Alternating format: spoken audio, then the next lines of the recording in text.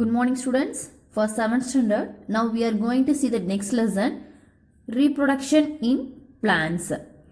Most flowering plants produce fruits with seeds. Seeds have an embryo and one or two cotyledons.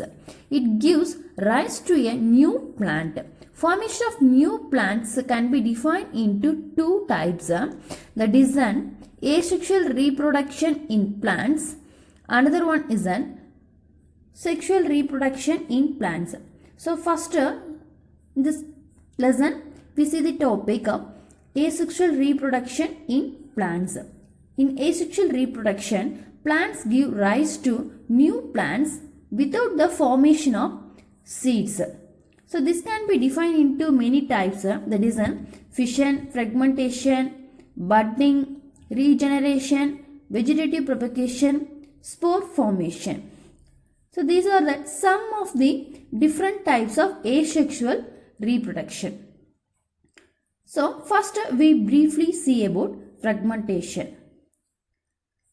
When an organism is broken into more than one part, organism must have good regeneration abilities, create many new organisms quickly, and they do not have specialized parts such as leaves, stem or flowers. These plant-like living things multiply or reproduce by fragmentation. So in that, it is a form of asexual reproduction in which an entirely new organism is formed from a fragment of the parent. It occurs in multicellular organisms whose body organization is fairly simple, such as annelids, starfish, fungi, lichens, and some algae such as Spirochaeta. The filaments of Spirochaeta, upon maturation, break into small pieces of fragments. Next, we see about budding. So, in that budding, small bulb-like projection called buds. It is seen in certain fungi and multicellular animals. In budding, the parent cell or body gives out a little outer growth called the bud. The nucleus divides and one of the daughter nuclei passes into the daughter cell. The bud grows in size while being attached to the parent body. So next we see about spore formation in Rhizobus fungi. Some fungi such as bread molds propagate by spore formation. So in that the thread-like structures that developed on the bread in or the hypha of the bread mold, that is a rhizobus. On the other hand, the tiny blob on the stick structures are involved in reproduction. The blobs or sporangia, which contain cells or spores that can develop into new rhizobus individuals. So, it can be fungi, can be formed, that we call as sporangium or hypha. Next we see about vegetative propagation. So, in that vegetative reproduction can be defined into different types. That is in pots like that, root, stem and leaves developed into new plants under appropriate condition.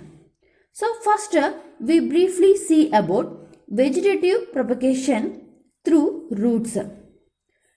Tuberous roots of sweet potato and the dahlia, when discharged from the parent plant, can grow into new plants.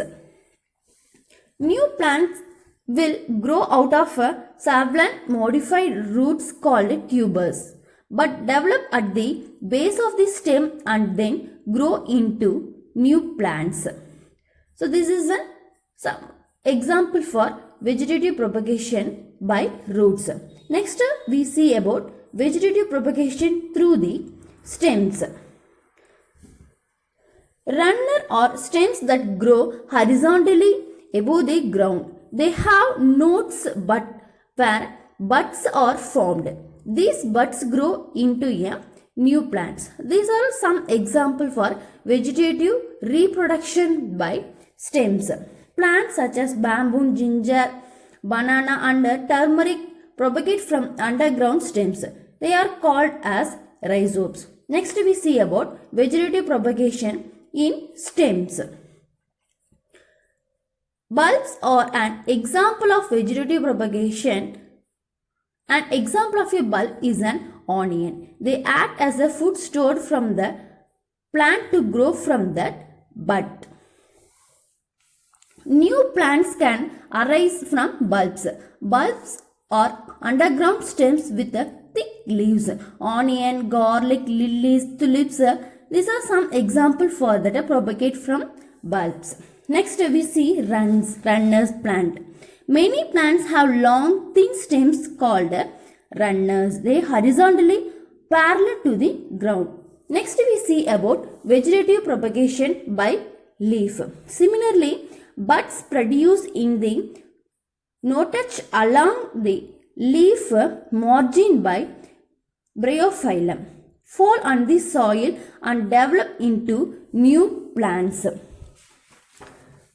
The leaves of a bryophyllum plants produce buds on their margins. The buds grow into plantlets.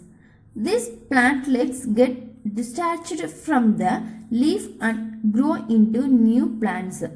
Okay students, next we are going to see about next topic, artificial methods of vegetative propagation. Artificial method of vegetative propagation are widely used in agriculture and horticulture.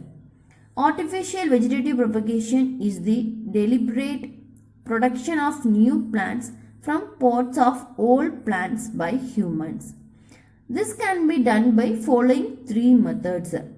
That is first one layering, second one cutting, third one grafting. So first we briefly see about what is meant by layering. So in that layering, in this method, a stem or a branch is bent to the ground. A small part of the stem is buried in the soil so that roots develop there. Examples are grapes, climbing roses, jasmine. So these are some examples for layering. In lower branch of the plant is bent down and covered with moist soil. After removing a ring of bark from the stem, we get new plants. So next we see the heading cuttings. In this method, a small part of a stem, leaf or root is cut and planted in soil. This is called a cutting. It develops root and form a new plants. Examples are roses, hibiscus and bougainvillea. These are all some examples for cutting methods. So in the cuttings, new rose plants are grow from a stems cutting. We get that new plants. So next we see grafting. So this method combines the desirable characteristics of two varieties of a plant. The stem of a plant is cut off such that its roots are still in the soil. This plant is called the stalk. A stem cutting from another healthy plant named the scion is placed over the stalk. The stalk and scion are tied together and the stalk provides the scion with the water and minerals. So these are some examples for that grafting. Next we see about plant tissue culture and their techniques. So in the plant tissue culture, this is an artificial method of vegetative propagations.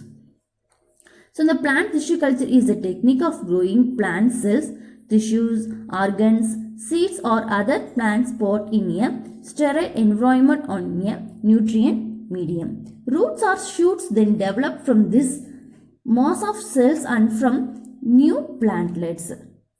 Through tissue culture, many plantlets can be generated from a single piece of tissues. Okay children, these few topics will be completed in this first video. Remaining topics we will see in that next videos. Thank you children.